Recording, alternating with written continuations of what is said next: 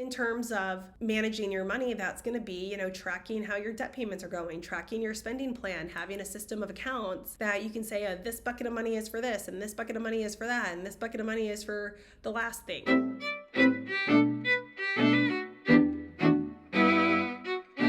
Hi everyone, it's Tina with Picture It Personal Finance. I am a financial coach who helps professionals, solopreneurs, and small business owners get their money life in order. Lately, I have taken on some new clients, and I'm seeing a theme with a lot of the people who come to me that there is some significant resistance to looking at what's going on with their finances.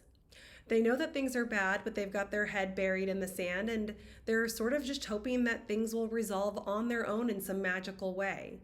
And unfortunately, that's often not the case. And thankfully, many of my clients have come to that realization and decided, you know what, I just need somebody to hold my hand to walk me through this because they are so incredibly intimidated by their financial situation. And frankly, a lot of these financial situations have become unruly because they've kind of grown through, you've got debt that's kind of spiraled out of control, or you've got accounts that are going negative, and there's a question of like, maybe bankruptcy is the right answer for me because they are so lost in where their current financial situation is that they honestly don't know if it's better to just walk away from it all. Now, unfortunately, what many people don't realize and what I've had to explain to some clients is that bankruptcy isn't for everyone. I mean, literally, you might not qualify for bankruptcy. It's not a Band-Aid solution. So rather than trying to find a quick fix, it's better to just start to do, I have some Indian friends and they will say, we must do the needful. It's time to do the needful, people. It's time to actually look at what's going on there. Often, I'll just quickly say this, many people will say, well, I'll just work harder. Maybe I can out earn these bad spending habits. And that is akin to what many physical trainers will say, which is you cannot out exercise a bad diet. You need to have both the earning and you need to have the tracking of what's going on. And we'll dig into that a little bit more. But the main thing is that you really have to just say to yourself, I'm going to look at this and I'm going to make a difference in my finances. I refuse to sit in blindness any longer because, ultimately I'm just going to drive myself off a cliff if I keep doing this. And so let's talk a little bit about how ultimately you fix this. So the first thing obviously is you have to start looking. Now, for a lot of my clients, there's different ways that you can do this. Believe it or not, I have had clients, multiple clients, who didn't even know what all they had out there anymore. I mean, they had lost track of everything. So one of the first things you can do is pull a free credit report. You are entitled to one free credit report from each of the major credit bureaus each year. You can go to, I think it's myfreecreditreport.com and get those. It would be like Experian, TransUnion, and Equifax. Those are the ones that you would go to. And I recommend to people, don't get all three at once. Get one and kind of look through it and see what there is to see and start, working through those accounts. Make sure that you know that those accounts are yours.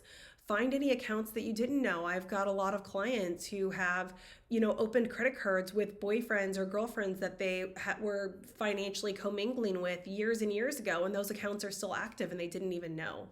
So go ahead and find out, what is going on. For some people, it's much simpler. They really just need to log into their credit card account or log into their online banking or log into their student loans.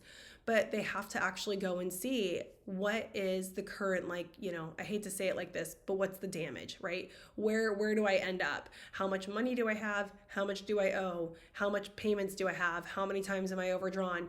Start to actually look at those things and look at some real numbers. Then, after you've done that and you've got the lay of the land, you have to think about, how am I going to make decisions on this going forward? And I tell people all the time, the easiest way to make a decision is to know where you want to go.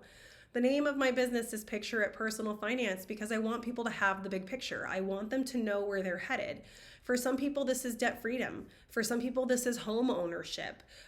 For some people, this is leaving a corporate job and starting a business.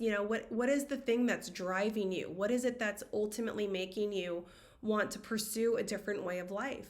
I had a mentor that used to say that people won't change until the pain or the discomfort they feel in their current situation is now greater than the pain of doing something new, the pain of having to actually look at, your finances. So what is it that's so painful for you that's causing you and compelling you to finally look at your finances? Like, let's talk about that. Let's explore that. And then let's make decisions on how to manage your money that will kind of like steer you more quickly toward that thing that you're looking to resolve. It's okay. So step one is look at what you got going on. Step two is, figure out where you want to go. And now step three is going to be to start tracking. I know people hate the word budget, so we'll call it a spending plan if you like, but you need to ultimately start to track what you've got going on. There was a great operations management guru named Peter Drucker, and he always said you can't manage what you don't measure. This is true for businesses all the time too. Please, don't get me started on key performance indicators, because that is a topic I thoroughly enjoy. And frankly, that's another way of us being able to measure what's going on in our lives so that we can, have greater success and move more quickly toward the end result that we're trying to get to. So in terms of managing your money, that's going to be, tracking how your debt payments are going, tracking your spending plan, having a system of accounts that you can say, this bucket of money is for this, and this bucket of money is for that, and this bucket of money is for the last thing. But you need to be able to figure out what are the buckets you want to have, why are they there, and then how are you going to move money between them, and pay attention to that. And then the last thing is find an accountability partner. I am a financial coach. I am taking on new clients. So please reach out to me. I would love to work with you. But if you don't have the resources right now to hire a coach, see if your church has a ministry, like a financial management ministry. See if you've got, somebody that you admire in your community, in your circle, in your network, who seems to be doing well for themselves, and ask if they would be willing to coach you or to guide you. Kind of set your ego aside a little bit and put yourself out there to get some help from somebody else, because frankly, you need to. I mean, if you're so discouraged by your money that you're unwilling to look, you really truly need an accountability partner. I can't speak highly enough for that, because what happens very frequently, and this is why, frankly, going back to I use physical fitness examples all the time, but this is why so many people hire physical trainers. It's because they need somebody to hold them accountable. I mean, everybody knows what you need to do to lose weight and to be fit. We all understand, cutting back on carbs and counting calories, and that you have to expend more energy than you take in through calories. We all understand that. It's the same thing with money. I promise you, everybody really knows the core elements of money management. The question is, will you follow through with that? And if you're not following through with that, that's because you've got some kind of a hang up, and you might need some hand holding. I mean, I love holding hands with people. I know it sounds weird, but man, my kids, if they let me hold their hands, I'm all about it, because it's a form of connection, it's a form of support, it's a form of encouragement, and let somebody pour into you in that way. I guess I'll just wrap by saying, do not shy away from good money management. Good money management is a skill that can support you and others for the rest of your life. It is unfortunately, we live in a world that's based off of money. I mean, we're not in the bartering system, and people aren't just going to give you things because you have a great attitude, right? We live in a world where money is foundational to how our society runs. So understand how it works. It's really not a hard thing to learn.